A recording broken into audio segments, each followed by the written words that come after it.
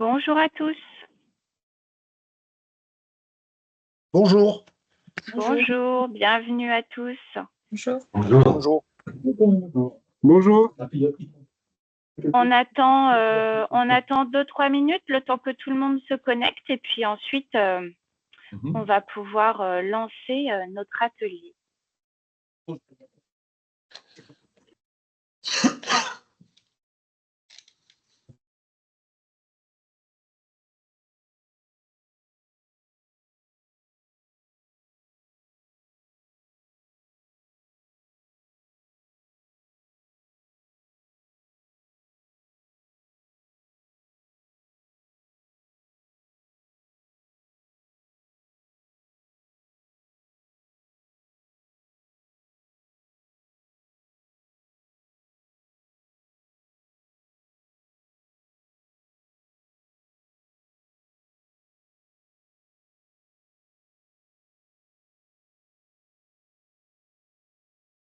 Bonjour.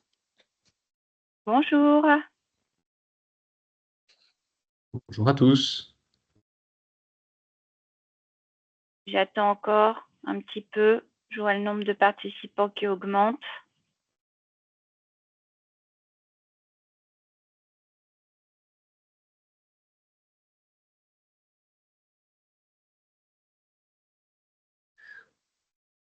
Et en plus ça va et plus on vous voit aussi avec les caméras et c'est super pour tout le monde, je crois. Donc merci à Jean-Marie, merci Richard.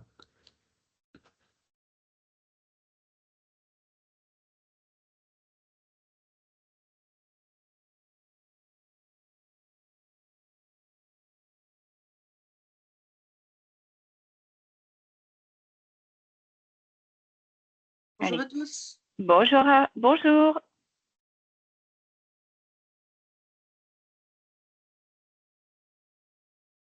Je laisse encore 1 à 2 minutes et puis on va démarrer.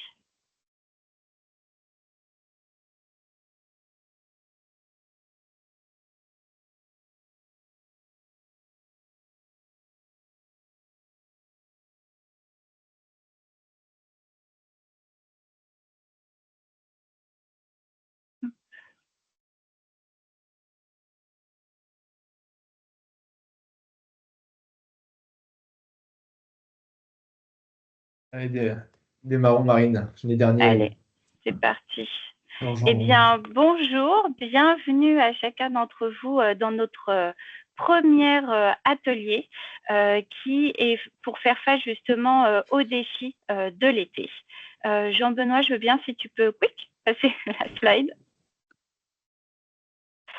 Donc déjà, en entrée, la première chose, certains d'entre vous ont peut-être déjà rejoint, mais nous avons un groupe WhatsApp sur la communauté Cube Logement qu'on vous invite à rejoindre. Vous pouvez scanner le QR code avec votre téléphone. Sachez également que post-atelier, on vous enverra la présentation. Donc, si vous n'avez pas la possibilité de le faire tout de suite, ce sera tout à fait faisable à la fin du moment que nous passons ensemble. Je propose à chacun d'entre nous de pouvoir se présenter sur les intervenants de ce matin. Sébastien, je t'en prie. Oui. Bonjour à toutes et tous, Sébastien Bouillet, je suis le directeur des opérations du championnat de France d'énergie. Bienvenue dans la compétition. C'est le premier temps fort après la partie on va dire administrative et prise en main des outils informatiques dont certains ou la plupart d'entre vous ont déjà pu finaliser. L'objectif, c'est d'aujourd'hui vraiment rentrer dans le concret, de vous apporter un maximum d'informations, à la fois de contexte, et d'être très pratico-pratique pour vous donner la capacité de démarrer le concours au sein de vos différentes résidences. Donc, on va essayer d'être le plus efficace et le plus pratico-pratique possible aujourd'hui. Super. Jean-Benoît. Bonjour à tous, également ravi d'être devant vous. Moi, je suis en charge de l'équipe énergie au sein de la 4MT. Et donc, dans ce cadre-là, dans le concours Cube Logement, c'est nous qui allons valider les économies, établir les classements pour pouvoir vous donner ce parcours de progrès. Donc, je suis ravi aussi d'initier cet atelier sur le confort estival. Et puis, ça me permet de laisser la parole à Yvain Meunier, puisqu'on s'est bien sûr renforcé des équipes du CEREMA sur cet enjeu. Yvain. Yvain Monnier, je travaille à Aix-en-Provence au CEREMA Méditerranée et on travaille à accompagner les collectivités, différents acteurs sur la problématique des vagues de chaleur, des canicules et la réponse des bâtiments certes, mais surtout l'adaptation des usagers et comment est-ce que on vient travailler le comportemental à l'intérieur des bâtiments pour arriver à être plus résilient. Merci beaucoup Yvain. Et pour ma part, donc je suis responsable du programme Cube Logement et donc pareil, l'un de vos contacts privilégiés pendant la durée du concours. Comme je vois qu'il y en a qui ont rejoint entre-temps, je rappelle juste que la présentation donc sera envoyée post-atelier. Si vous souhaitez prendre la parole pour pouvoir échanger avec nous, avec grand plaisir, n'hésitez pas à lever la main via l'outil de Teams pour que justement on puisse vous donner la parole. Oui, bonjour Adeline. Oui, bonjour, c'est Catherine Calchira. Je suis avec Adeline Martin, donc de chez Neolia. Et Oui. je n'ai pas réussi à me connecter, ça ne veut pas me prendre en fait. D'accord. Eh bien, écoutez, je vais vous envoyer le lien directement. Ouais, ben, ça fait 2 fois que je l'ai et puis en fait, ça ne marche pas. Donc voilà. Okay. Et est-ce que vous oui. pouvez juste me redonner votre mail que j'essaye de vous l'envoyer? Alors, c'est ccalchera @neolia.fr. Oui, c'est bon, je l'ai. J'essaye de vous renvoyer le lien tout de suite. C'est gentil parce que ça me dit au bout de 3 fois, ben, ça ne prend pas. Donc, D'accord. Eh bien, écoutez, je viens de vous faire partir le mail. D'accord. Donc, on va continuer. Adeline va continuer avec Dilara. Oui. Et puis, moi, j'avais essayé de vous joindre parce qu'on n'arrive pas à intégrer le patrimoine sur la plateforme. Vous êtes passé par le service client? Ouais, mais j'arrive pas à voir. J'ai personne. Donc, est-ce que vous pourrez ultérieurement, après la réunion, me rappeler en début d'après-midi, à ce moment-là, on pourrait se rappeler? Eh bien, je vais en faire part à Maxime. S'il peut me rappeler vers 14 h. OK. Parce qu'on a des soucis pour intégrer notre patrimoine et puis connecter tout correctement sur la plateforme, en fait. Je suis désolée mais bon, je voulais justement en parler. Voilà. C'est noté, merci. J'ai pris note, j'en ferai part à Maxime. D'accord, puis je vais essayer de me reconnecter, c'est gentil, merci. De rien. Au revoir. Enfin, à tout de suite. À tout de suite. Pareil, petit point très rapide pour juste nous assurer que vous recevez nos communications. Donc, 2 cas de figure. Soit on est dans vos spams, le plus simple, soit il peut y avoir un sujet au niveau de votre parfum informatique. Donc, on vous a dans ces cas-là juste remis le pas à pas pour que vous puissiez voir ça avec votre service informatique si jamais et si nécessaire. C'est bon. Merci Marine, merci pour ces premiers propos. Ce que je vous propose, c'est qu'on rentre un petit peu dans le vif du sujet. D'autant plus que c'est un sujet qui nous tient à cœur, tous, je pense. Vous êtes nombreux autour de la table. Tout simplement parce que les défis de l'été et des étés à venir, les périodes caniculaires, on l'a tous expérimenté, quelle que soit notre zone en France. Voilà, le fait de vivre ces expériences-là nous marque, d'autant plus lorsqu'on a des proches qui ont été dans cette difficulté-là. Et donc, on est ravis aujourd'hui, dans le cadre de Cube Logement, que de pouvoir vous aider, vous transmettre quelques tips pour pouvoir venir adapter nos pratiques, nos modes de vie. On le sait, entre le nord de la France et le sud de la France, on n'a pas la même pratique face à la chaleur estivale.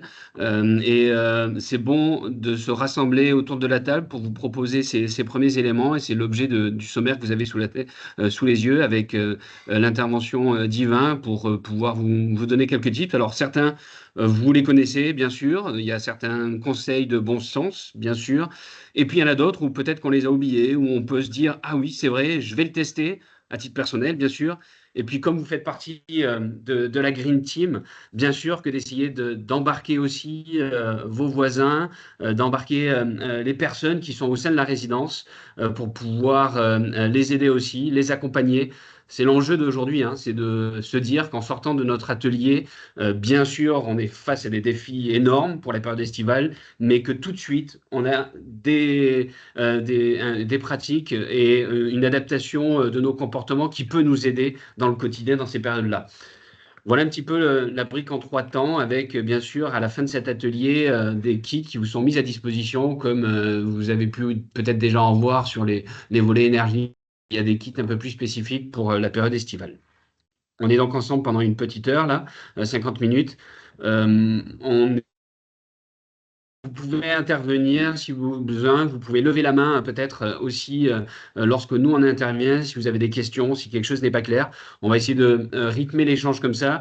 Et puis si on voit qu'il y a beaucoup de questions, on vous proposera peut-être de les garder dans un deuxième temps. Mais n'hésitez pas à lever la main sur la petite fonctionnalité Teams. Je pense que tout le monde l'a en tête. C'est en haut du bandeau, en haut, je crois, de mémoire. Voilà, vous pouvez lever la main au centre avec la petite icône de main. Et Marine pourra vous donner la parole, bien entendu.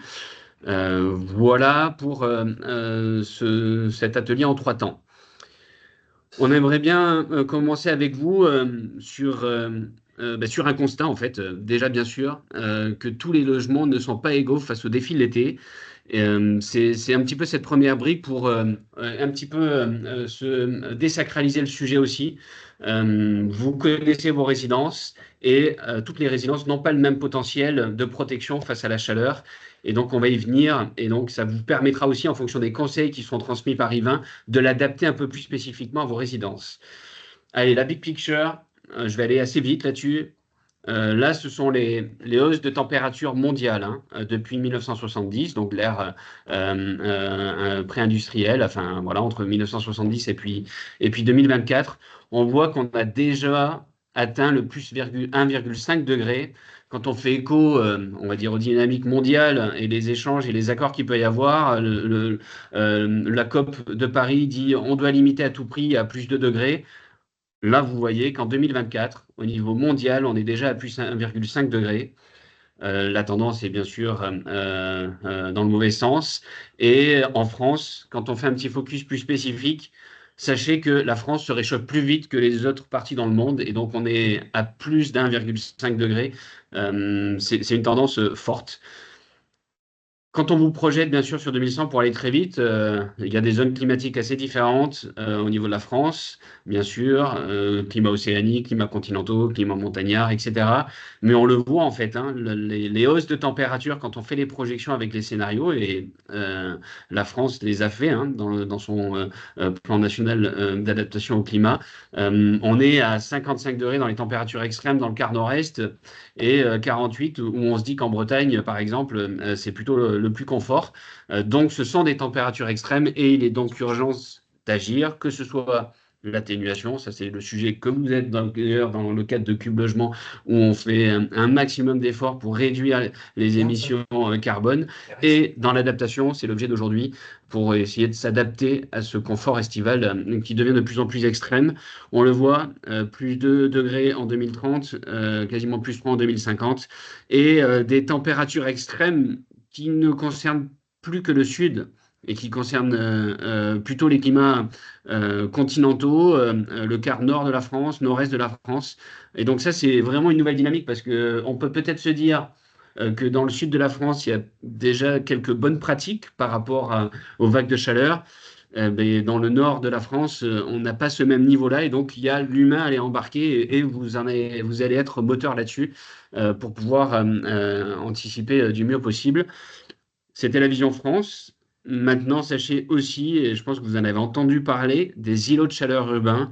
Quand on rentre dans la dynamique encore plus territoriale, il y a une amplification beaucoup plus locale liée à cet îlot de chaleur urbain. Là, je vous ai mis des exemples, Paris, Lille, Nantes, mais bon, ça concerne toute la France. On le voit avec l'infographie du centre. Plus 6 degrés dans l'effet d'îlot de chaleur urbain à Paris, plus 5 à Clermont-Ferrand, par exemple. Et avec cet effet d'îlot de chaleur urbain qui concerne aussi principalement la nuit. C'est-à-dire que la ville a emmagasiné la chaleur et vous le sentez dans les résidences. La nuit, qu'est-ce que c'est difficile que de venir décharger aussi le bâtiment dans ces milieux-là lorsqu'on est très densément occupé, lorsqu'il y a de la bétonisation, de l'artificialisation des sols. La nuit, il est plus difficile que de venir baisser en température que dans les zones où on est moins urbanisé. Donc vraiment une dynamique très locale. Et là, je voulais insister sur la troisième cartographie. Tous ces liens, vous pouvez les avoir, hein, vous les aurez. Vous pouvez, si par curiosité, vous voulez aller plus loin. On a même une cartographie au niveau très, très, très local, à la maille voilà, d'une petite zone au sein même d'une ville. Je vous ai montré la ville de Lille, et où, bien sûr, les zones qui sont proches des plans d'eau, proches des espaces verts, sont moins assujetties à l'îlot de chaleur urbain que des zones extrêmement densément peuplées. Mais voilà, si vous avez cette curiosité, vous pourrez aller positionner votre résidence par rapport à ça et accompagner peut-être les résidents du mieux possible. Je vous disais que toutes les résidences n'ont pas le même potentiel et les mêmes dispositions pour s'adapter au défi de l'été. Je vous ai donné des exemples là, de résidences assez classiques, peut-être des bâtiments haussmanniens là que vous voyez au centre de l'infographie, avec des bâtiments des années 60-70, voire des bâtiments récents. Bref, il y a différentes typologies de résidences. Toutes n'ont pas ce même potentiel parce que toutes n'ont pas été pensées pour aussi s'adapter à la période estivale. Pour faire simple, il y en a certaines qui ont des protections solaires, d'autres qui ont des ventilations traversantes. On va y venir petit à petit avec Yvain également, qui permettent de venir ventiler très rapidement au bon moment. D'autres qui ont une inertie intrinsèque liée à la structure. Un bâtiment haussmannien, par exemple, a une très belle inertie et plutôt un bon comportement face aux périodes caniculaires, contrairement à un bâtiment des années 60 et 70, pour schématiser. Et donc, tout de suite, vos résidences n'ont pas toujours la même combinaison gagnante, même si quand on se dit protéger du soleil, ventiler, savoir où est le logement, dans quelle orientation et l'inertie du bâtiment, c'est quand même le triptyque, enfin le quatuor des actions les plus impactantes. Et vous voyez sur la droite avec les courbes, je ne vais pas aller beaucoup plus loin, mais bien sûr, la courbe en verte, c'est tout de suite, si on n'a pas de protection solaire, pas de ventilation, pas d'inertie, rien, c'est vraiment compliqué. Forcément, on atteint des températures très élevées, et plus on arrive à mettre ce combo-là, plus les températures s'abaissent pour revenir en dessous de certaines températures extérieures, donc avec une sensation de confort un peu plus forte. Voilà, c'était pour aussi vous donner ces premiers tuyaux. Et faire un petit focus sur la ventilation dans les logements, ça fait vraiment partie des actions les plus importantes. Vous le savez, hein, tout de suite, quand on ventile au bon moment, Yvain en parlera plus. Là, je vous ai mis une infographie, certes un peu technique, mais qui vous permet de comparer en fonction des typologies de logement. Si on a du logement qui est mono-orienté, c'est-à-dire une seule façade, c'est très compliqué que de venir ventiler, renouveler l'air aux périodes fraîches, et donc difficile pour ces logements-là, clairement. Et donc il faut être en empathie avec eux et leur donner tous les conseils que l'on peut avoir pour réduire les apports. Les ventilations pour des logements qui sont dits en angle, donc bi-orientés, ou encore mieux, celui-ci où on est en logement traversant, là on le voit, hein, on arrive à renouveler l'air très rapidement, et donc dès qu'on a pris trop de calories, ça va permettre de très vite rafraîchir. Et peut-être un premier petit conseil qu'on peut donner pour initier les conseils d'Yvain, c'est que ce soit les gardiens ou dans les résidences, il y a toujours une personne, un résident qui part très tôt le matin de par son travail. Eh ben, on peut peut-être lui recommander que d'ouvrir l'accès du hall, ici en partie basse, au petit matin, et de laisser en permanence l'accès en partie haute ouvert au niveau de la toiture. Il y a moins de problèmes de sécurité pour celui-ci. Et donc ça, c'est tout de suite un tirage thermique très très efficace pour déjà évacuer la chaleur pour les communs, et peut-être aussi venir utiliser ce tirage thermique-là, qui existe dans beaucoup de pays d'ailleurs, pour venir aussi ventiler certains logements, notamment mono-orientés. Ce sont des premiers tips en mode teasing pour Yvain, il en donnera plein d'autres. Mais tout de suite, si on n'arrive pas à s'adapter par nos propres pratiques, il y a un levier qui est très naturel, hein, et que vous pouvez voir arriver notamment dans le sud de la France, mais pas que, dans le sud de l'Europe bien sûr. C'est la tentation du pas efficace, mais très simple. On vient mettre un petit climatiseur intérieur. Voire même on commence à aller équiper certaines façades de climatiseurs. Alors on est autour de la table. Pour l'instant, il y a plutôt des résidences de l'habitat social où on est assez peu concerné par ce type de climatiseur-là en façade. Mais les résidents, les locaux peuvent mettre des petits climatiseurs intérieurs. Quand on fait une petite infographie sur les différents moyens actifs, bien sûr, il y a le ventilateur. Il y a le petit climatiseur interne où on a tous vu le gros tuyau de PVC blanc sortir sur la façade de manière pas très jolie, mais au moins, voilà, il y a un rafraîchissement actif hein, quand on n'a pas pu faire d'autres leviers dits comportementaux notamment. Et puis, il y a les gros climatiseurs. Euh, Clairement, la climatisation, ça a un impact. Mais l'impact se fait surtout pour le voisinage, surtout pour les autres. C'est-à-dire qu'il y a des nuisances de voisinage qui arrivent de ces climatiseurs-là, que ce soit au niveau acoustique, au niveau de la chaleur même, puisqu'on restitue la chaleur sur la façade. Donc ça contribue à l'îlot de chaleur urbain encore plus localisé. Et donc le voisin d'à côté qui n'a pas de ça, ben, il en souffre encore plus. Bien sûr au niveau acoustique aussi. Et donc, cet équipement qui paraît très accessible techniquement à mettre en œuvre et même financièrement, puisque honnêtement, l'investissement n'est pas si élevé que ça, et la hausse de facture énergétique, on va dire plutôt mesurée à modérée, eh ben, ça nous invite à conduire à ce type de comportement. Et nous, dans l'objet d'aujourd'hui, on essaie à tout prix de vous donner les tuyaux pour éviter que les résidents aillent, bien sûr pas dans cette année, mais aussi à l'avenir, s'équiper de ce type d'équipement. Et puis, et ça concerne le résident lui-même, hein, l'encombrement des espaces, eh ben, clairement, quand on a ça au milieu du salon, ou lorsqu'on vient mettre l'unité extérieure qui rejette les calories sur le balcon, eh ben, clairement, il y a un encombrement des espaces aussi, donc ça concerne le résident lui-même. Avant de finir, je vais vite parce que je pense que Marine, tu peux faire à la mettre du temps si je dépasse. Je suis très bavard en général. Tout va bien. Bon. Ayons en tête que oui, ça nous concerne tous dans nos pratiques, ça concerne le secteur de l'immobilier et d'ailleurs, que ce soit dans les usages qu'on travaille avec vous dans le cadre de Cube Logement avec les occupants ou même au niveau des bailleurs sociaux, par exemple, qui se regroupent dans certaines communautés, dont nos villes à 50 degrés, pour rendre le bâtiment beaucoup plus adaptable face aux défis à venir sur l'adaptation au changement climatique. Donc, on apprend sur l'immobilier, voilà, clairement, mais il n'y a pas que l'immobilier, il n'y a pas que le secteur du bâtiment qui est concerné. Ces défis des étés à venir concernent bien sûr toute la société, que ce soit l'enjeu de santé publique, vous l'avez en tête avec vos aïeux, vos proches, c'est un enjeu de santé majeur, que ce soit l'enjeu technique aussi avec les infrastructures. Quand on va dépasser les 40, 45, 50 degrés, il n'y aura pas les mêmes façons de se déplacer au niveau des transports en commun. Il n'y aura pas les mêmes difficultés au niveau de la production, au niveau de la production d'énergie qui sera un peu plus complexe. Bref, un vrai défi technique. Et puis, on voulait peut-être accentuer l'enjeu sur l'enjeu culturel de cette façon d'adapter nos pratiques, nos modes de vie, plutôt que de se retrouver avec des climatiseurs à droite à gauche, de partout même, c'est de se dire qu'on peut transformer nos modes de vie. On n'est pas nous tout seuls, mais Cube Logement est un moyen de tester ce mode de vie plus adapté pour le confort estival.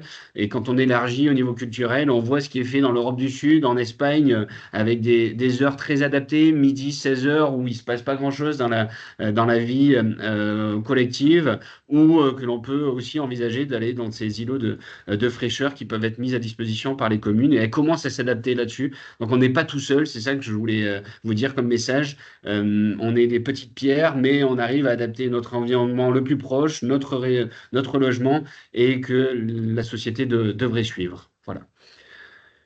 Ce que je vous propose, c'est d'aller du coup tout de suite, de revenir dans le concret avec Yvain, avec toutes les bonnes actions qui peuvent être déployées en fonction des résidences et de faire en sorte que oui, la sobriété estivale peut être un sport estival, un sport national, pardon, tout comme la sobriété en hiver. C'est tout l'enjeu d'aujourd'hui. Yvain, je te laisse la parole et je te laisse aussi présenter tes slides pour que ce soit le plus fluide possible. Est-ce que ça a marché? Vous voyez mon écran maintenant? Oui. Super. Donc moi, j'ai un nombre de slides qui est relativement limité pour essayer de créer un temps qui soit interactif avec vous.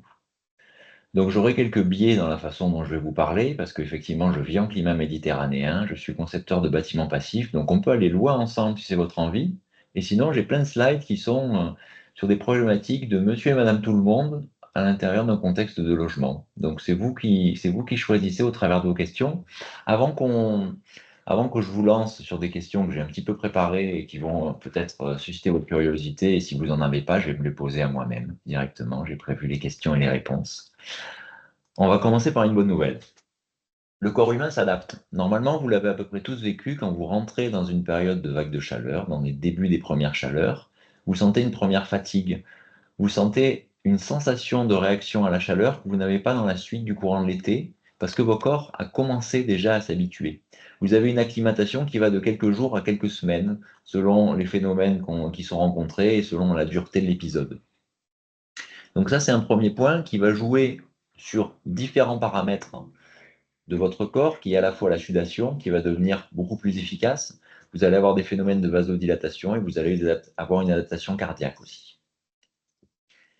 On a parlé de climatisation tout à l'heure. Vous voyez bien que si on est dans un contexte où on passe d'une voiture climatisée à un bureau climatisé, à un logement climatisé, à un supermarché climatisé, les transitions dans ces creux qui est un climat extérieur, qui est un choc thermique en fait, avec parfois plus de 10 degrés d'écart, ça va être extrêmement difficile pour l'organisme. Parce que vous le soumettez à un grand stress et à des grandes variations de température, ce qui n'est pas le cas quand vous êtes dans une forme de continuité. C'est-à-dire que vous avez des difficultés à vous adapter à ces températures qui montent, mais après, vous avez beaucoup moins de variabilité et beaucoup moins de choc thermique. Donc ça, c'est encore une pièce contre la climatisation quelque part, pour vous dire que juste physiologiquement et dans un intérêt en se regardant uniquement soi, on va quand même être en situation délicate, même en étant dans un logement climatisé, parce qu'on va se heurter à des chocs thermiques. Alors quand on parle de confort, il faut se donner quelques repères. En général, on parle de températures qui vont de 26 à 28 degrés. La réglementation, maintenant, on a tenu compte du fait qu'effectivement, le 28 d'un jour n'est pas perçu de la même façon si vous l'avez vécu pendant une semaine. Dit autrement, la première journée va être plus dure à vivre que la 7e journée, parce que votre corps se sera adapté petit à petit. Je pense aussi aux personnes, et c'est pour ça qu'on parle d'elles, les personnes qui sont les plus fragiles ou les personnes qui sont les plus âgées ne vont pas avoir tout à fait les mêmes réactions et les mêmes mécanismes. Si là on prend en gros les capacités d'un corps humain à dissiper la chaleur, le mécanisme de sudation, donc là ce qui est figuré sous forme d'évaporation, l'évaporation de la sueur, va être moins efficient chez une personne âgée, où on va avoir du coup moins de quantité et une moins bonne adaptation à la variation de chaleur, ce qui fait qu'on va les rendre plus sensibles et qu'on va avoir, on va y revenir par la suite, un besoin en fait de recréer ce mécanisme d'évaporation sur la peau, en brumisant notamment. Je vous donne cette décomposition, qui est la décomposition qu'on voit de façon classique, en fait, comment le corps dissipe, donc à la fois dans l'air, avec les mécanismes de convection, à la fois par rayonnement en permanence, par évaporation lorsque vous êtes en train de transpirer, et puis par conduction. Ce cas de figure-là, vous le rencontrez assez peu en logement. Quand vous êtes en train de cuisiner, potentiellement, vous êtes dans cette situation-là, mais en général, la thermique du corps en logement, c'est de la thermique de gens qui sont allongés et de la thermique de gens qui sont assis. Et on va rentrer un peu plus là-dedans, puisque finalement, ces configurations-là que vous voyez là à l'écran, elles vont être relativement différentes quand vous allez être dans différentes positions, quand vous êtes en train de dormir ou quand vous êtes en train d'être assis sur votre canapé.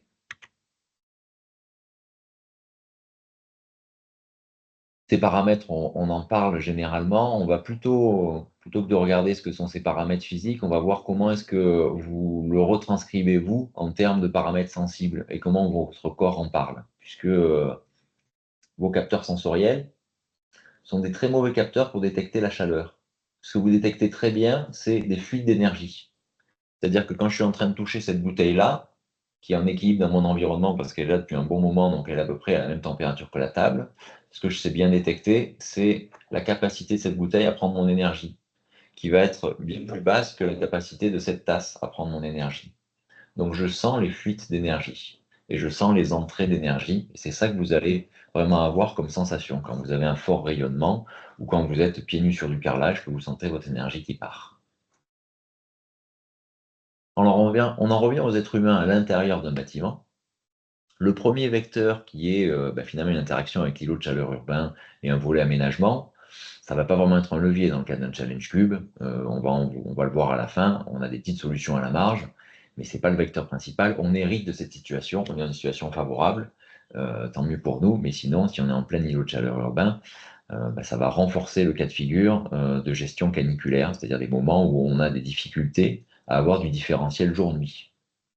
Et les difficultés à avoir du différentiel jour-nuit, ça veut dire que la température intérieure va tendre radicalement vers la température extérieure, et on ne va plus arriver à différer l'entrée de la chaleur. Alors certes, il faudra toujours bien se protéger, sinon effectivement, tout à l'heure Jean-Benoît t'a montré des courbes où on voit qu'effectivement il fait 30 dehors et il peut faire 45 dans le logement. Heureusement, les êtres humains ont réagi avant en général, c'est-à-dire que vous avez ouvert la fenêtre. Et à des moments, on va pointer du doigt certains comportements en disant mais ils ouvrent au mauvais moment. Ils ouvrent la fenêtre alors qu'il fait plus chaud dehors que dedans. Et ça, c'est intéressant, et je suis preneur de vos témoignages. Là, on va en arriver aux questions que je vais m'auto-poser pour lancer un peu la dynamique et pour pas être tout seul à vous faire un moment descendant. Mais en fait, ces moments-là, vous avez dû les constater chez des occupants en se disant, mais mon Dieu, mais il ne fait pas les bonnes pratiques. Pourquoi est-ce qu'il fait ça? Et la raison, elle est en fait assez simple, c'est que vous voulez du mouvement d'air. C'est-à-dire qu'à partir d'une certaine température, quand vous dépassez un seuil qui est variable, mais en gros entre 26 et 28, il commence à y avoir un moment où même s'il fait 30, 33, 34 dehors, vous commencez à avoir chaud à l'intérieur du logement et vous avez un besoin de faire circuler de l'air parce que vous n'avez pas forcément la capacité à fabriquer un courant d'air artificiellement à l'intérieur du logement. Donc c'est pour ça qu'on voit des pratiques qui sont à contre-courant. C'est ce besoin, on a vu ici, qui joue en fait sur à la fois la convection et l'évaporation, de créer du courant d'air sur le corps. Et quand on n'a pas d'autres dispositifs, on finit par ouvrir la fenêtre, parce que c'est ce qui va être le plus simple pour créer un courant d'air. L'autre partie, c'est protéger. Alors cette partie protégée, vous la connaissez tous, c'est les moments où on doit fermer les occultations, c'est les moments où on doit fermer les volets en journée. Là où je ne suis pas tout à fait sûr que ce soit clair pour tout le monde, c'est par exemple, est-ce qu'une fenêtre nord, ça amène de la surchauffe? Est-ce qu'une fenêtre qui ne reçoit pas du soleil, elle amène du rayonnement? Et comme je vois que ça vous passionne et que ça suscite un vif intérêt, je réponds tout seul à ma question. Donc effectivement, vous avez différents types de rayonnement. Vous avez du rayonnement qui est direct. Donc on va le voir après, c'est comment on répond à la question de 0 rayon de soleil qui arrive directement sur le vitrage. C'est le but de ce qu'on veut. On veut se protéger au maximum et on ne veut pas avoir de rayon de solaire direct. C'est ce que vous faites sur votre corps avec un parasol, avec un chapeau, avec tout un tas de dispositifs sur le corps. Là, on va le faire à une enveloppe qui est plus large, qui est celle du bâtiment, éviter que ça rentre dans l'enveloppe du logement.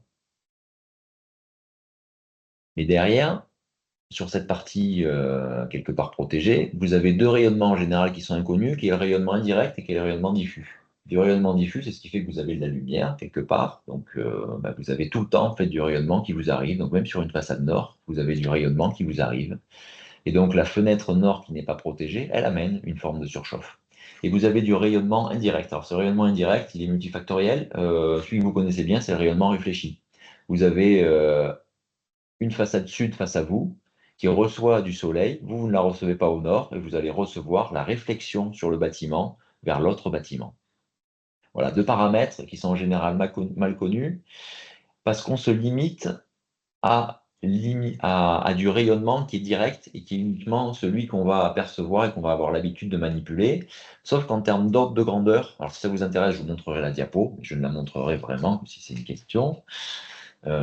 Les ordres de grandeur, vous recevez plus de rayonnement indirect et diffus, donc que ces deux parties de rayonnement qu'on a du mal à manier, en été. Donc cette quantité, cette proportion de rayonnement qui n'est pas du rayonnement direct, elle est plus importante que toute la quantité de rayonnement direct que vous recevez en plein hiver. Donc en gros, tous vos apports passifs d'hiver que vous souhaitez capter au maximum pour chauffer gratuitement votre logement, vous en avez autant en rayonnement indirect et diffus.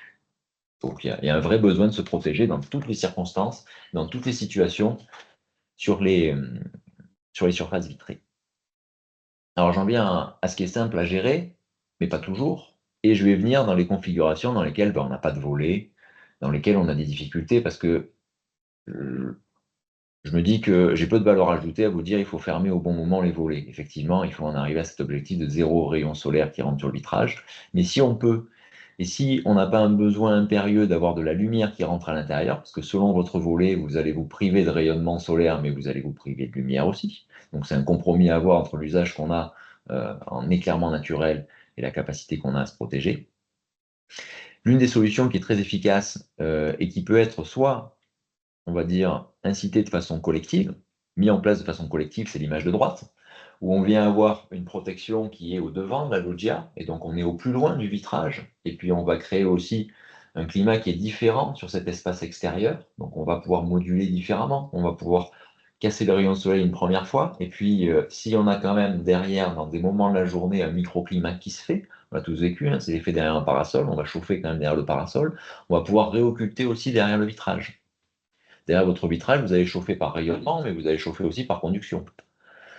Le vitrage, c'est toujours la paroi la moins isolée. Même avec un triple vitrage, avec la Rolls-Royce de ce qui se fait en termes de vitrage, vous êtes toujours beaucoup moins bien isolé qu'avec en général une paroi opaque. Donc vous avez des phénomènes aussi de conduction avec le vitrage. Et donc rajouter encore une couche d'occultation dessus va réduire ces phénomènes-là. Vous pouvez avoir aussi des phénomènes qui sont, des protections qui sont initiatives individuelles. Donc vous voyez ici, il n'y a pas de possibilité de se protéger. C'est une image de référence, pas moi qui ai pris directement la photo, mais ce que j'imagine, c'est qu'on est sur une façade ouest. Parce qu'en voyant les ombres qu'on a ici, en tout cas, on n'est pas sur une orientation franche sud, parce que sinon, on n'aurait pas besoin de ce rideau-là.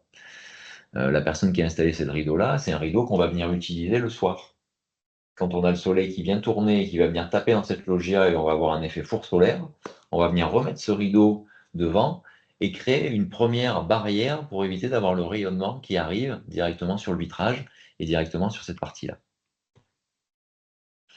Alors ces solutions-là, on les voit de façon généralisée à l'étranger, en fait, hein, ça c'est des photos qui viennent d'Espagne, où vous voyez du coup des types de protection solaire qui sont projetés en fait, sous forme de nattes. Vous voyez aussi ce qu'on peut faire en termes de protection d'urgence, c'est la première image. Vous êtes dans une configuration où vous avez un rideau et un garde-corps, on peut projeter le rideau à l'extérieur. Et les jeux de menuiserie font que bien souvent on arrive à fermer la menuiserie avec un rideau qui passe à l'intérieur. On l'a testé dans des collectivités qu'on accompagne, où avec zéro budget, qu'est-ce qu'on fait pour baisser significativement la température à l'intérieur de ce local. D'autres solutions où je viens aussi au rayon d'urgence, vous n'avez absolument pas de protection. C'est ça qui est en général le plus dramatique, c'est-à-dire que vous n'avez pas le dispositif qui vous permet, et on en vient à la fameuse courbe qu'on a vue tout à l'heure où on monte à 45 degrés, surtout si c'est un vitrage fixe, vous n'avez pas la possibilité de l'ouvrir. Comment est-ce qu'on fait pour venir occulter directement? Donc là, vous voyez ce qu'on a fait très récemment et ce qu'on teste en permanence. On a tout le temps une couverture de survie avec nous et on voit ce qu'on arrive à gagner une couverture de survie. C'est la solution à 3 €. Vous avez du produit à vitre chez vous, vous pulvérisez le produit à vitre directement dessus et vous dépliez la couverture solaire. Cette couverture de survie, c'est complètement réversible, c'est-à-dire qu'il n'y a pas de scotch, il n'y a pas de colle. Tout ce que vous risquez, c'est que ça s'enlève plus tôt que le temps pendant lequel vous en avez besoin. Voilà. C'est vraiment un dispositif d'urgence temporaire qui, par contre, va vraiment être intéressant. On le voit assez mal sur l'image de droite, mais une couverture de survie, en fait, c'est comme un film à contrôle solaire, c'est pas complètement transparent. Donc, vous allez garder de la lumière naturelle à l'intérieur. Par contre, on est au rayon des contrôles solaires qui sont très, très élevés. C'est-à-dire que vous gardez un peu de lumière, un peu d'échappée visuelle, et ça va quand même être très limité en termes de lumière naturelle restante, donc on ne va pas pouvoir le généraliser. Les autres astuces, vous n'avez absolument rien et vous vous retrouvez dans une configuration où pourquoi pas mettre un rideau. Et donc dans les produits sur étagère, voire produits à détourner, vous avez la fameuse string de rideau de douche qui peut rentrer dans une embrasure de fenêtre, c'est sans travaux, hein, vous n'allez pas percer, vous n'allez rien faire, et vous allez pouvoir disposer un rideau temporaire qui vient justement devant cette menuiserie qui n'a absolument aucune protection. Donc là, on va recréer de la protection là-dessus. Vous pouvez évidemment, parce qu'on a toujours des contraintes d'accès, bien entendu, la menuiserie qui nous gêne le plus, c'est celle qui est mal exposée, qui n'est pas protégée, qui n'est pas forcément ouvrante, et qui va être inaccessible. Donc là, dans ces cas-là, on n'a pas d'option. On n'arrive pas à y aller vers l'extérieur, ou c'est pas à la main de l'usager, ou alors il n'a pas mandat l'usager pour aller faire cette protection-là. Donc dans ce cas de figure, effectivement, on pouvait essayer d'agir par l'intérieur. Alors bien entendu, le retour sera toujours de dire, quand vous agissez par l'intérieur, c'est beaucoup moins efficace, et ça ne va pas marcher, puisque de toute façon, la chaleur a passé le vitrage et on rentre à l'intérieur du local qu'on veut protéger. D'accord. Mais on sera toujours mieux que si on n'avait rien fait. Et si on a un usager qui doit être derrière, c'est quand même toujours plus agréable d'avoir un rideau, alors qu'il soit le plus occultant, le plus opaque, qui coupe le plus de rayonnement possible. Et vous l'avez déjà tous éprouvé, à la fois dans une partie logement, mais aussi dans toutes les parties tertiaires, où on les voit souvent, ces solutions de rideaux occultants, vous allez quand même avoir une meilleure sensation de confort si vous êtes derrière ce rideau, même s'il est en train de chauffer, là on le voit bien sur l'image à la caméra thermique, que si vous aviez le soleil qui vous tapait directement dessus. Voilà, donc ça, on est au rayon, en gros, de ces petites astuces de protection solaire d'urgence, et je me suis focalisé sur les cas de figure dans lesquels voilà, on n'est pas en train de fermer les volets. Évidemment, si vous êtes sur des programmes récents où on a des brise-soleil à lame orientable, on peut tout faire et ça marche sur toutes les orientations. Donc dans ces cas-là, c'est facile. Si vous avez des volets roulants à projection, c'est facile. Si vous avez des volets roulants à lame orientable, c'est très facile. Ce qu'il faut retenir de tout ça, à mon avis, c'est les deux sujets, c'est-à-dire sortir de la configuration est-ce que je peux. Quand on est en train de mettre en danger la santé des gens, je crois que le mandat, il faut se l'attribuer. Il faut s'attribuer avec des solutions qui sont certes réversibles. C'est-à-dire qu'on n'est pas en train de tout percer, on n'est pas en train de tout casser et de tout dégrader. Donc je vous ai présenté que des solutions réversibles et à faible coût. Mais le mandat, on l'a, parce qu'on est en train de protéger la santé des concitoyens et à des moments, même si on est face à une personne fragile qui n'est pas en capacité de le faire, je pense que ça devient un devoir de protection. On en passe au deuxième levier. Donc je reviens juste peut-être en arrière pour le mettre ici en perspective et puis m'auto-poser à nouveau. Hop, je suis parti dans tes diapos. Yvain, excuse-moi, on a une question sur est-ce qu'il y a un impact de la couleur du rideau de la part de René? Oui, il y a un impact de la couleur du rideau, effectivement. On le voudra le plus clair possible, mais après, on voudra aussi... alors, il peut y avoir plusieurs cas de figure. Soit on voudra que la lame d'air elle soit le plus ventilée possible. C'est-à-dire qu'on va casser le rayon solaire en partie. Mais en même temps, si on a une lame d'air qui chauffe à l'intérieur, on va être aussi embêté parce qu'on va avoir une partie chaude qui va amener de la chaleur à travers le vitrage par conduction. Donc on n'a plus du rayonnement, mais on va avoir de la conduction. Donc on peut avoir soit une stratégie qui est très opaque, et par les côtés, on fait renouveler cette lame d'air et on évacue cet air chaud. Soit on peut être dans une stratégie plus ventilée. Mais dans tous les cas, plus le rideau sera clair, plus ce sera... Il y a un micro qui s'était ouvert aussi pendant que j'étais en train de parler. Oui, j'ai coupé. Bon, allez-y, allez-y. Alors, une question de Cindy. Un immeuble où il n'y a pas de volet extérieur, protégé BDF, seulement rideau intérieur. Protégé BDF, bâtiment de France, ok. Oui, pardon. Quelle serait la solution? Oui, bien sûr. Alors là, dans ces cas de figure-là, nous, on a un retour de la DRAC PACA, où ils ont le problème sur leur bâtiment. Eux, ils l'ont traité avec un film à contrôle solaire. Donc, on est dans un cas particulier. Le film à contrôle solaire, c'est quand même un produit du compromis. C'est vraiment pas une baguette magique. C'est quelque chose qui est problématique pour la lumière naturelle et qui est problématique pour le confort d'hiver, puisqu'on va se priver des apports gratuits. Donc, il va y avoir une contrepartie énergie.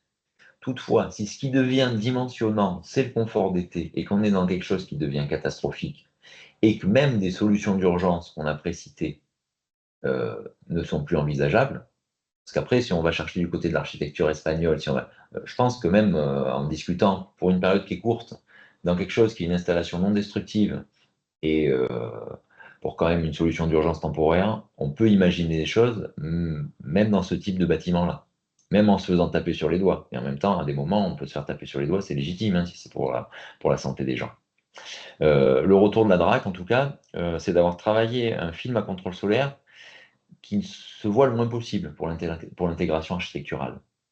Donc on ne va pas avoir cet effet miroir qu'on voit partout, même chose que ce que je vous ai montré sur les couvertures de survie. On ne verra pas cet effet miroir, ça va rester plutôt clair, ça va filtrer une grande partie de l'infrarouge, et donc on va avoir une atténuation de la surchauffe à travers le vitrage, et une intégration architecturale qui est acceptable. Voilà, c'est le compromis et c'est le témoignage qu'on a pu avoir à côté de chez nous.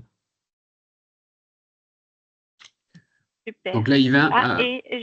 J'ai encore. Avez-vous un avis sur les peintures ou vernis proposés en intérieur des vitrages? J'ai pas compris, les teintures des vitrages? Sur les peintures ou vernis proposés en intérieur des vitrages. Écoutez, alors les films à contrôle solaire, quand on ne peut pas les mettre à l'extérieur, on les met à l'intérieur aussi.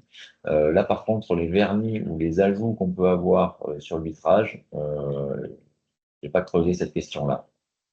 Je connais les questions de protection temporaire à l'extérieur, où en fait, on va complètement occulter le vitrage, mais ça ne se traite pas du logement. C'est-à-dire qu'à du logement, quand même, on veut une échappée visuelle, on ne veut pas se retrouver pendant 2 mois de l'année avec des parois opaques et plus avoir de vitrage. Donc ça ne s'y prête pas. Donc après, quelque chose qui soit à la fois transparent et qui se rajoute sur le vitrage quelque part en phase liquide. Non, je n'ai pas de connaissance de ces produits-là, mais je suis preneur. C'est toujours intéressant d'élargir le champ. Super. Eh bien, pas d'autres questions pour le moment. Et je me fais mettre du temps au passage. Il nous reste un quart d'heure. Ouais. Eh bien, allez, je ne me pose pas trop de questions alors si on déroule. Pour dissiper la chaleur, on va sortir 2 cas de figure. On va se mettre d'abord dans le cas de figure simple, et puis après, on parlera du cas de figure qui est plus compliqué. Même en étage élevé, on a toujours la question qui est de se dire comment est-ce qu'on va arriver à avoir un sentiment de sécurité.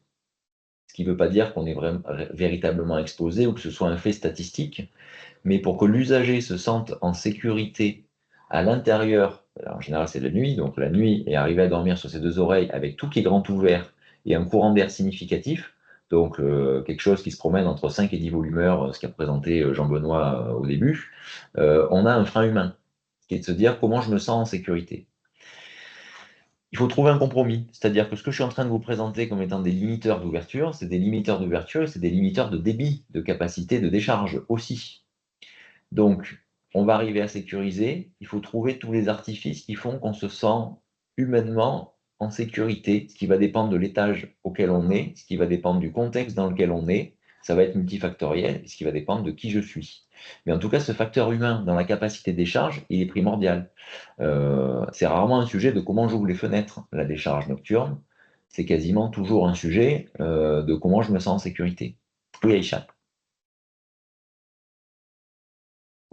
Là, vous dites dissiper la chaleur, mais il y a des moments de la journée où c'est déconseillé. Quand vous Oui, êtes on à parle de 14. surventilation nocturne. Ah, pardon. Excusez-moi, je n'ai D'accord. pas bien Ok. recontextualisé, excusez-moi. Je vais trop vite sur les bases, hein. Donc, on se protège toute la journée, pas de rayonnement qui rentre de l'extérieur. Le logement va naturellement chauffer, on ne peut pas faire autrement, on tend vers un équilibre entre dedans et dehors. Et ce logement-là, quand la température a baissé la nuit, on veut l'ouvrir et le faire traverser par le maximum d'air. C'est ça le principe de décharge nocturne. On est passé vite dessus. Voilà. Donc c'est à ce moment-là où on veut le rafraîchir. Donc là, c'est la courbe que je ne vous montre pas. Surventiler le matin, on le voit par la mesure, on le voit par le calcul, ça ne fait pas grand-chose. Très clairement, vous allez avoir, si vous mesurez la température, une baisse apparente au niveau du thermomètre. On voit la courbe qui baisse. Dès que vous avez refermé, on revient. Et le gain qu'on a eu entre les deux, c'est même pas de l'ordre du degré. Donc la surventilation matinale, c'est toujours mieux que rien. C'est très bien de le faire si on ne peut pas faire mieux. Mais il faut quand même viser qu'on va avoir des contraintes croissantes et qu'il faut arriver à faire de la décharge nocturne au maximum. Je déroule vite les autres problèmes qu'on a en logement. On a des invasions de moustiques tigres et donc en général on met la moustiquaire sur la menuiserie, ce qui casse aussi le flux d'air. Donc plus la maille de la moustiquaire est petite, plus on va avoir du mal à faire circuler l'air. Vous avez des mailles de moustiquaire qui sont plus grandes s'il faut absolument la mettre sur la menuiserie, ou sinon vous rendez le service là où on en a besoin. C'est-à-dire qu'un moustique qui se promène pendant la nuit dans le logement, c'est peut-être pas un drame. Vous voulez juste qu'il ne vous réveille pas, donc vous le mettez à distance et vous avez plein de produits sur étagère qui vous permettent de faire ça.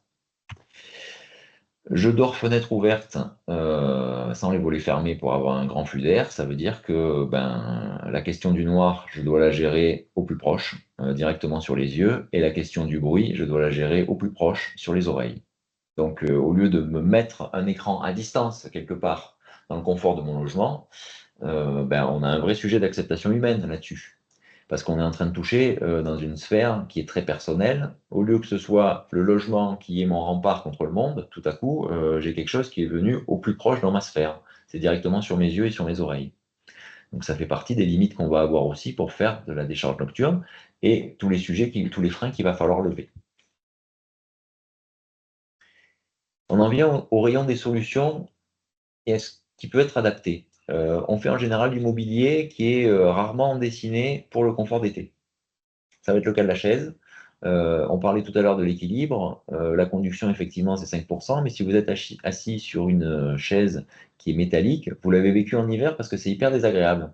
Quand vous voyez cette chaise-là au ski, vous partez en courant et celui qui tient le resto au ski, il vous met une petite fourrure par-dessus pour vous faire quelque chose qui soit confortable et agréable.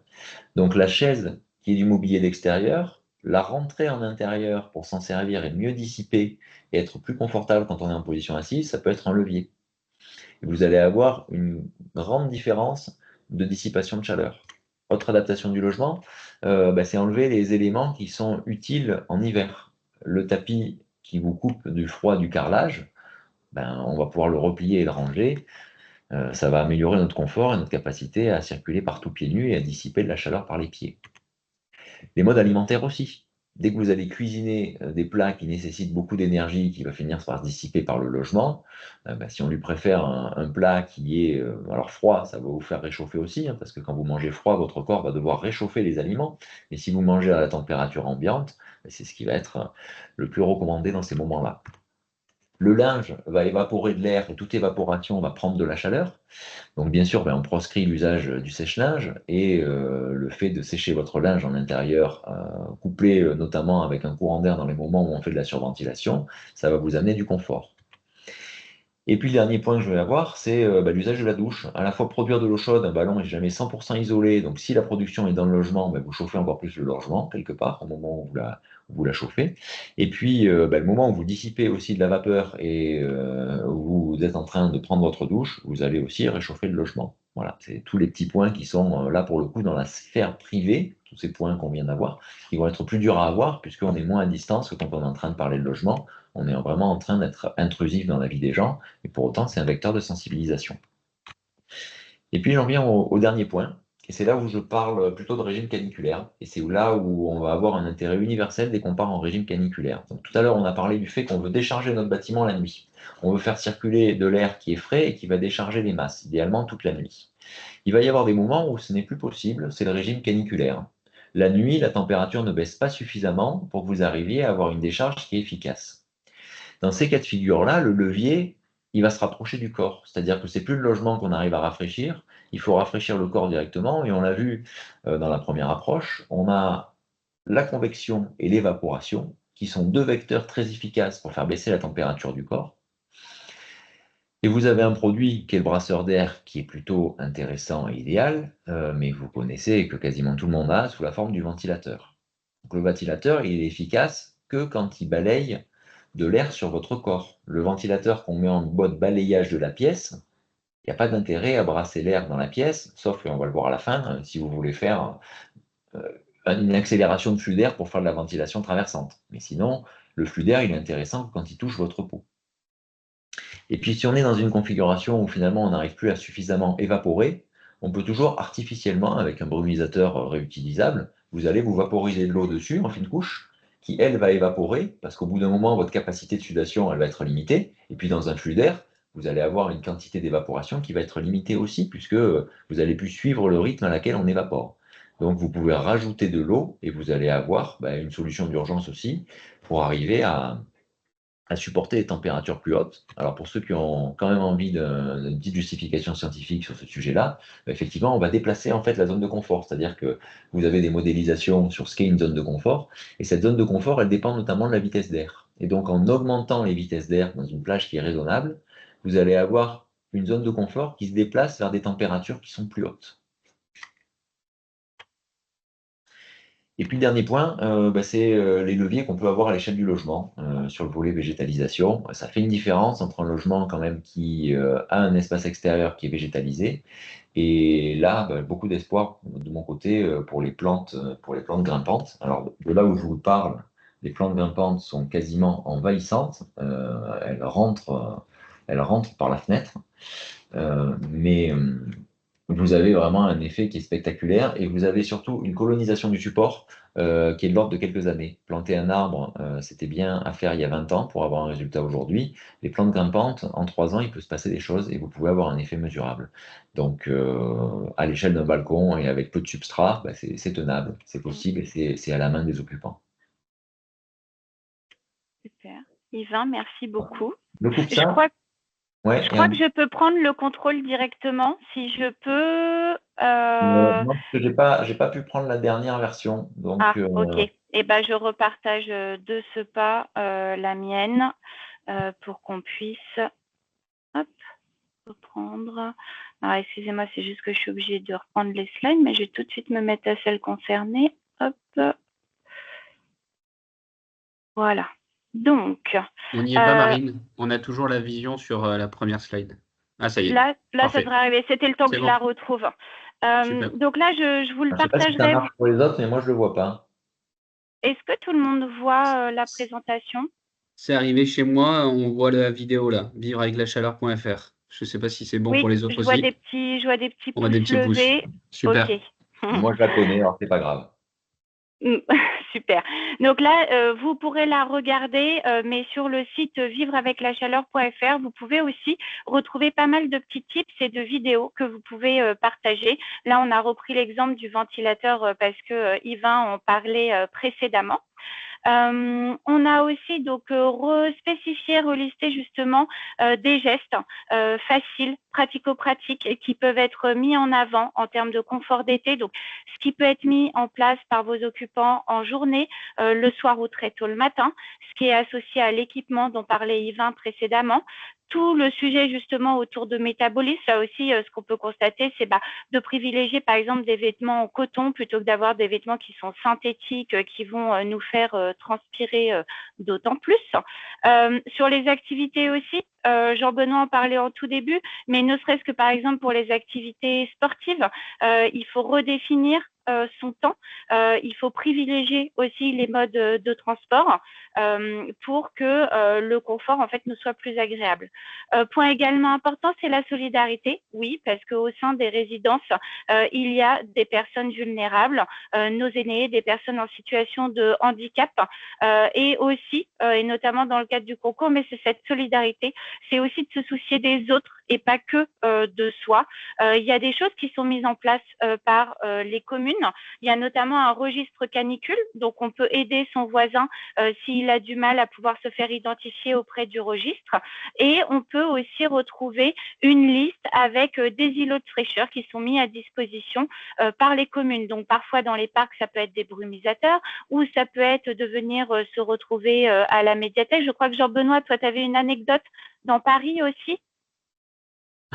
La petite anecdote, c'est que la mairie du 18e, oui, la mairie du 18e arrondissement ouvre le sous-sol de la mairie. Hein, c'est un bâtiment ABF et tout. Et ce sous-sol-là est ouvert au public en plein été parce qu'il est très frais et vous êtes à côté des cuves, on va dire, du vin de Montmartre qui a été fait et pour lequel c'est sous régie publique. Donc voilà, vous êtes à côté du vin de Montmartre et en même temps vous êtes à la fraîcheur. Ça, c'est autour du 18e arrondissement. Merci.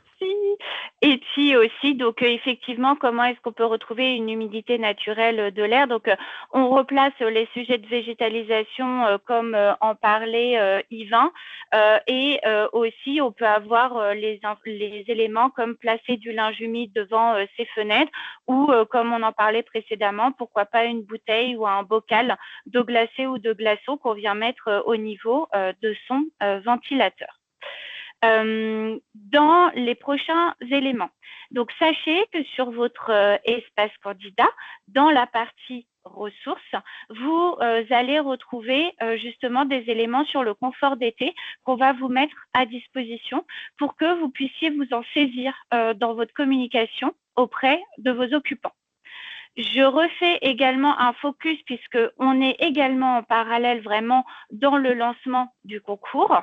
On a des éléments qui sont à votre disposition pour pouvoir faire les annonces au sein de vos résidences pour les résidents. Donc, il y a la fameuse affiche avec notre égérie Nicolas Karabatic, mais on a aussi ajouté une affiche complémentaire qui vous permet en fait de dire que la résidence participe au concours et qui peut permettre aussi de rajouter à la main les noms, les prénoms, les membres en fait de la Green Team des résidences pour que vos occupants, les habitants, soient au courant.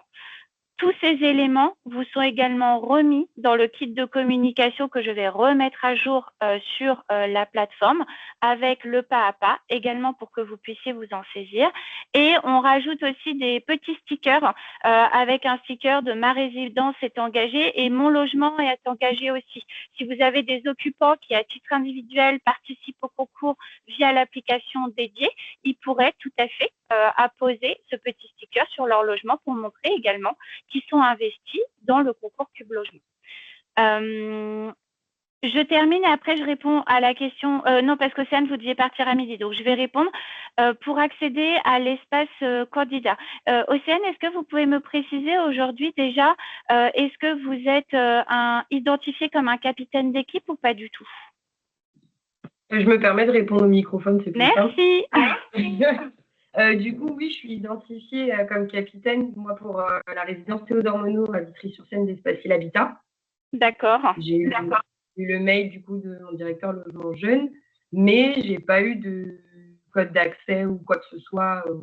Alors, est-ce que dans le mail que vous avez reçu, vous avez en fait reçu le lien qui vous permet justement de venir renseigner toutes les informations techniques sur votre bâtiment? Non, en fait, sur le mail que moi j'ai reçu, c'était le premier mail en fait qui nous expliquait qu'il y avait des réunions le 27 et le 17 juin. D'accord, donc ça c'est un mail interne. Ok. Alors je vais aller vérifier sur la plateforme si en fait votre gestionnaire a déjà en fait identifié au sein des résidents chacun de ses capitaines d'équipe. Parce que s'il ne l'a pas encore fait, en fait c'est normal que vous n'ayez pas de mail. En gros, si vous voulez, votre gestionnaire, il a à charge d'identifier les résidences qu'il fait rentrer dans le concours et de venir nommer ses capitaines d'équipe. Et après, il doit envoyer un lien d'inscription. Donc, à ce moment-là, vous êtes censé recevoir ce lien et ce lien vous permet en fait de pouvoir compléter les données sur votre résidence. Point très important, c'est qu'il faut que vous ayez complété la totalité des informations de votre résidence pour que derrière, ça déclenche le mail qui vous permet d'accéder à la plateforme. D'accord. Donc ça, je vais aller vérifier. Je vais regarder ce qu'il en est. D'accord, merci beaucoup en tout cas. De rien. Et je vois aussi qu'il y avait une main levée du côté de Catherine. Oui, en fait, c'est les mêmes informations qu'on aura besoin. Ok. Parce qu'en fait, on a la plateforme, on a bien fait l'inscription, mais on n'arrive pas à voir comment il faut intégrer les résidences et comment ça va se gérer. Donc, c'est pour ça que je voudrais qu'on puisse faire le point ensemble cet après-midi correctement. J'ai envoyé Voilà. un message à Maxime pour qu'il puisse vous contacter. Là, je ne vous cache pas que je n'ai pas pu voir encore sa réponse, mais je l'ai prévenu. D'accord. Et puis après, comme ça, on pourra mettre tout en place et puis faire le management des immeubles derrière pour lancer toute la partie, on va dire, sensibilisation. Tout à fait. Je vois également Aïcha, il me semble. Non? Oui. En question. Oui, désolée, j'ai coupé le micro. Désolée. Oui, tout à fait. En fait, nous, on a donc commencé à compléter l'ensemble des 10 résidences. Nous, on est gestionnaire, on va dire ça comme ça, INIPM. On a, par exemple, une des résidences qui est totalement gérée par un syndic. Je pense qu'on devrait plutôt la retirer de cette liste et vous mettre plutôt des résidences qui sont en monopropriété où on a des compteurs. Parce que là, nous, on n'a pas la possibilité, par exemple, pour le 10e immeuble, d'intégrer des compteurs, ce qui est, je pense, l'information dont vous avez besoin. Et il y a de souvenir un autre bâtiment qui, pareil, partiellement géré par un syndic, et on n'a que les compteurs parties communes et pas les compteurs, par exemple, qui concernent le chauffage collectif. Donc, est-ce que nous, à notre niveau, pour pouvoir accéder au espace client, est-ce qu'on devrait peut-être envisager de changer? Sébastien? Moi, je vais peut-être Sébastien n'est pas là, mais il y a deux possibilités en fait. Soit le gestionnaire qui pensait à ces résidences-là trouvait ça extrêmement important dans le cadre de sa gestion de patrimoine, et peut-être que du coup le syndic peut vous transmettre les points de livraison. C'est le patrimoine qui vous concerne. Vous avez le droit que d'avoir les points de livraison qui sont arrivés par le syndic. Il faut que le syndic les trouve sur la facture. Donc ça, c'est la façon de conserver cette résidence. Et ensuite, si c'est trop compliqué avec le syndic, effectivement, c'est la proposition que vous faites, c'est de changer de résidence et de revoir ça avec le gestionnaire. Voilà. Après, étant donné que je fais déjà ça sur une autre plateforme, je sais que on peut avoir peut-être les compteurs, mais on n'aura peut-être pas les consentements. Et donc, vous n'aurez pas la donnée. Donc, en fait, c'est peine perdue d'aller dans cette direction. Et dans ces cas-là, ce que vous pouvez faire auprès de... Au revoir, Yvain, merci beaucoup. Au revoir. Ce que vous pouvez faire auprès de votre gestionnaire, c'est que dans ces cas-là, il se rapproche du commercial Cube Logement chez nous pour pouvoir régler le sujet. Et moi, je vais le faire remonter aussi quand même. Mais le plus simple dans ces cas-là, c'est que le gestionnaire se rapproche du commercial. Et donc, dès qu'on aura rempli nos 10 immeubles, on aura accès à l'espace candidat. Parce que moi, je ne suis pas reconnue. Ce qui se passe, c'est que donc normalement, là, je l'avais vu pour une IPM. Le gestionnaire a déjà reçu, complété les 10. J'ai vu que certains capitaines d'équipe avaient commencé à compléter les infos pour la résidence à laquelle ils sont associés. Donc, effectivement, si vous êtes associé à une résidence, pour que vous puissiez avoir accès à l'espace candidat, il faut que vous ayez finalisé la complétude des données associées à votre résidence. Voilà. J'ai vu... me va. Merci. De rien. J'ai vu également que Eric Macusa, que j'ai deux Eric, avait une question. Oui, bonjour. Alors, c'est toujours concernant l'inscription des résidences. Dans les données nécessaires, il y a les données de surface à indiquer. Donc, c'est juste pour avoir une précision, on est bien sur le cumul des surfaces des parties communes et aussi des parties privatives des logements dans les données. OK. Et donc là, on est en train de recueillir toutes ces données. Et on m'avait informé que vous avez débloqué, en fait, justement, pour pouvoir, on va dire, accélérer les inscriptions, que ces données pouvaient être saisies a posteriori, parce qu'aujourd'hui, on est obligé d'indiquer la donnée de surface pour pouvoir valider, et on m'avait fait comprendre que vous avez fait, on va dire, une modification sous votre outil qui permet en tout cas, de pas saisir obligatoirement, enfin, en tout cas tout de suite, la donnée de surface pour pouvoir valider l'inscription de la résidence. Oui, ça, si ça a été vu avec le commercial, normalement, oui. Parce que j'ai un des capitaines qui essaie de saisir, et aujourd'hui, en tout cas, la donnée de surface reste... Et Eric, oui. ce que je peux vous proposer, on va regarder côté développement IT là-dessus avec Marine. En attendant, comme c'est bloquant, mettez la surface la plus crédible et vous pourrez ensuite retourner dans l'espace candidat pour mettre la bonne surface. Donc comme ça vous permet d'avancer dans le processus d'embarquement. N'oubliez pas que de venir le préciser. Sinon, on vous demande les surfaces, c'est aussi pour prendre un peu de recul par rapport à vos consommations énergétiques. Et justement, ça nous permet, quand on ramène la consommation énergétique par rapport à la surface, de se dire là il y a un problème de données, il faut qu'on échange avec vous, donc c'est pour ça que c'est important. Mais en attendant, mettez la valeur la plus crédible et puis vous irez la préciser après. On peut la corriger donc du coup. Vous pourrez la corriger. Ok, parfait. Je peux compléter la question? Oui, bien sûr. C'est fait pour. Du coup, je suis capitaine d'équipe et j'ai la même difficulté.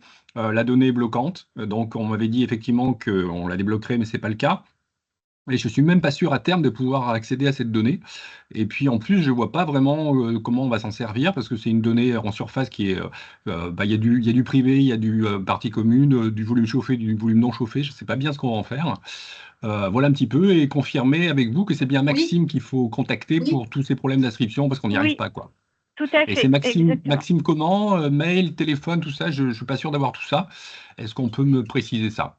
Voilà. D'accord. Alors, vous avez la possibilité de contacter directement via le formulaire de contact sur le site Cube Logement. Et voilà. On t'entend plus, Marine. Ah. Ok. Vous m'entendez plus? C'est peut-être chez moi, c'est mon débit. Non, c'est peut-être mon débit. Mais de toute façon, ce que je ferai, comme je vais vous faire un mail cet après-midi à tous en vous envoyant les éléments, je vais vous remettre les moyens de pouvoir contacter le service client. Je me le note dedans. Parfait, merci. Voilà, mais de rien. Et je réponds aussi, parce que j'ai vu dans les échanges, je réponds à Véronique. Un petit doc là-dessus. Comment?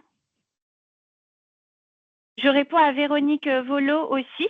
Le kit de communication Question sur les surfaces. Le kit de communication est Vas-y, il y a trop disponible. d'inertie. Je te laisse y aller. Jean-Benoît, on t'entend? Oui, c'est juste qu'il y a l'inertie, donc je te laisse prendre la parole. On reprécisera le tout sur les surfaces après. Ok. Donc, pour répondre à la question de Véronique, le kit de communication, il est à votre disposition dans votre espace ressources. Ok. Et dans les 2 derniers points à voir ensemble, vous l'aurez également dans le mail récapitulatif que je vais vous envoyer.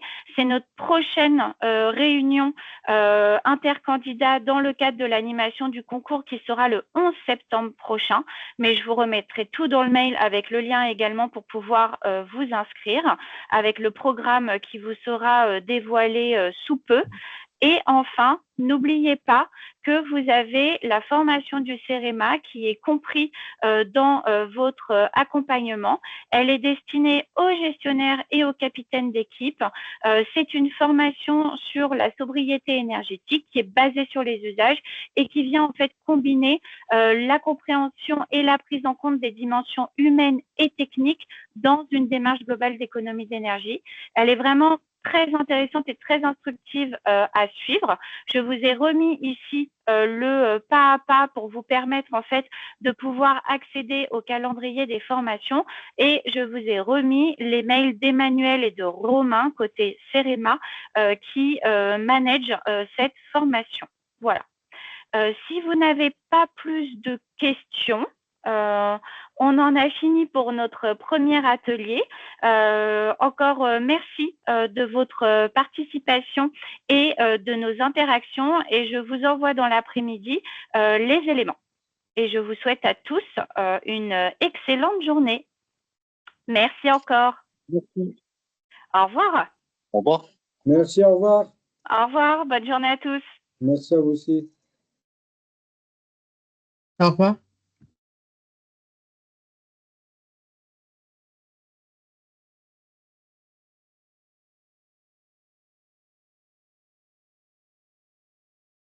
Je crois qu'il ne reste plus que nous, JB.